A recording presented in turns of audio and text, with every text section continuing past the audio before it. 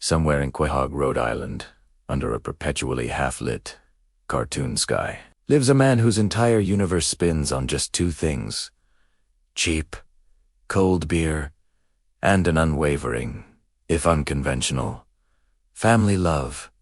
His name, of course, is Peter Griffin, and while most of the world, both in his animated town and ours, sees him as nothing more than a bumbling, oafish fool, the real truth hums a much deeper, more complicated tune. He wakes up every single morning with absolutely no plan, a complete lack of grace, and a filter so non-existent it's legendary. He'll stumble out of bed, probably trip over his own feet, and say the first thing that pops into his head, regardless of how nonsensical or inappropriate it might be. But then, Lois looks at him, and in her eyes, he's not just a walking disaster. He's the same man-child she fell in love with all those years ago. She sees a pulse, a vibrant, chaotic life force that simply refuses to fade. No matter how many times it gets knocked down or blows something up. She let out a sigh, one that's perfectly balanced between exhaustion and amusement, and plant a kiss on the cheek of the man who will, in all likelihood, set something in the kitchen on fire before noon. It's a ritual, a testament to their beautifully flawed reality. At work, at the Pawtucket Patria brewery, he's objectively useless. He sleeps on the assembly line. He concocts harebrained schemes, and his contributions to the company are, at best, a net zero. But here's the strange thing. The factory never collapses.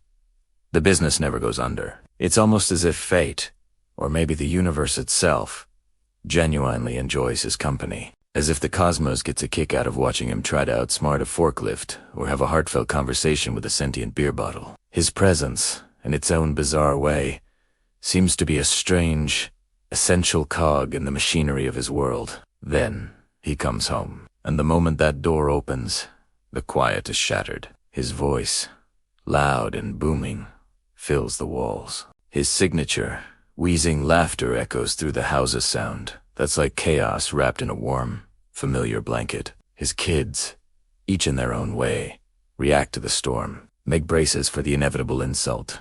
Chris eagerly awaits a partner for some foolish adventure. And even Stewie, the tiny, matricidal villain with a brain that could conquer nations, finds his grandest schemes momentarily derailed. He can't stay truly mad at Peter for long. There's something almost divine in Peter's dumb, earnest grin. It has a power that disarms even the most cynical of devils, a purity in its foolishness that's impossible to resist for long. When night falls, Peter's pilgrimage begins. He heads to the one place that feels as much like home as his actual house, the Drunken Clam.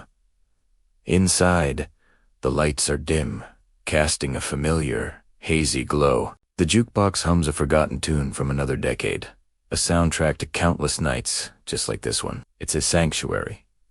The cast is always the same. Quagmire's perched on his stool, laughing a little too loudly at his own inappropriate jokes. Cleveland, ever the gentle soul, is nursing his beer, shaking his head with a soft chuckle at the surrounding madness. Joe, confined to his wheelchair but never his spirit, is trying his best to stay serious, the stoic lawman in a den of and in the center of it all, there's Peter. He's not just in the bar. He's asterisk, the bar. He's the storm in the middle of their calm, roaring with laughter, spilling beer, telling these rambling, epic stories that make absolutely no sense, but feel like gospel truth. In the moment, his tales twist and turn. They defy logic. They feature talking animals and bizarre celebrity encounters. But his friends listen, captivated. Because in that moment, in that booth, he's not just a safety inspector. He's a bard, a king, a legend in his own mind, and they're happy to be his loyal subjects. In these moments, surrounded by his friends, he's broken, and yet he's completely, utterly free. Lois, back at home, knows he'll come home late. She knows the routine by heart. There will be the faint creak of the front door, the clumsy thud of him stumbling in the hallway, the sound of his signature hiccups, and then the soft, slurred whisper floating up the stairs. "Honey, I'm home." Again, by all accounts, she should be angry. She should be furious at his irresponsibility. had the pattern that never changes. But as she lies in bed, she smiles. It's a knowing, tired, but deeply affectionate smile. Because deep down, Lois understands what most people— Dante, Peter, Ice and Tea— running away from life when he goes to the clam. He's celebrating it. He's toasting the messy, flawed, ridiculous, and wonderful life they've somehow managed to build together against all odds. Think about it. We live in a world obsessed with perfection, a world of filters, curated profiles, and the constant pressure to be better, smarter, richer, and happier. Perfection is sold to us as the ultimate goal, but it's just a lie wearing expensive makeup. And then there's Peter Griffin. He lives raw. He is the unfiltered, unapologetic embodiment of imperfection. He is the echo of every single one of us who has ever plastered on a smile and said, "I'm fine," when we were anything but. He's the walking, talking proof that sometimes the most powerful tool we have is laughter. Laughter that can drown out the relentless noise of our own anxieties and failures. Not because it's a form of denial, but because it's a form of survival. He doesn't chase perfection. He'd rather sit down and have a beer with it, probably tell it a dumb joke, and then accidentally spill that beer all over it. He doesn't pray to heaven for salvation. He lives in a way that makes heaven itself double over with laughter. He doesn't live his life right, not by any conventional standard.